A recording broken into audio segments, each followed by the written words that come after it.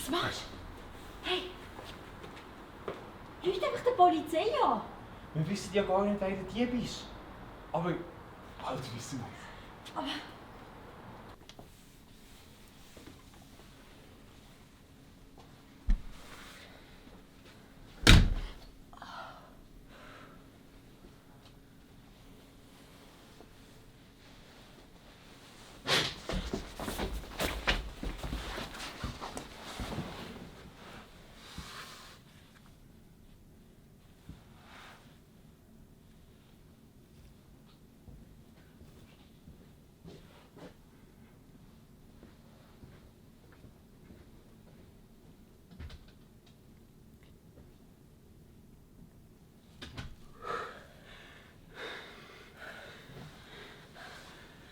Oh, du hast mir fast in die Hose gemacht.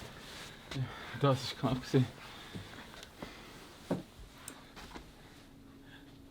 Was ist das?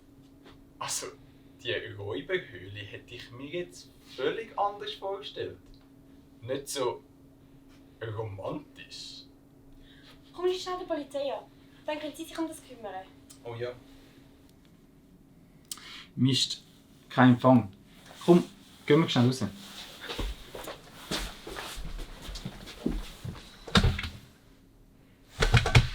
Mach einfach auf! Sie ist zu. Sicher nicht. Scheibe, die ist zu! Sag ja. Leute den Papi an! Ja, aber ich habe doch gar keinen Empfang. Hilfe! Ganz ruhig, ganz ruhig. Der Dieb ist immer noch dort draussen. Ich kann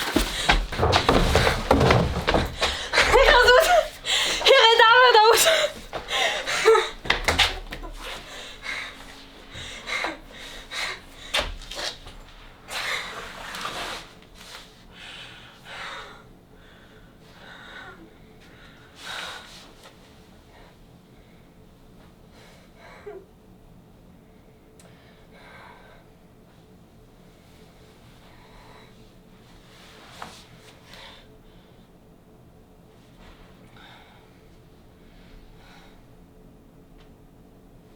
Ist besser.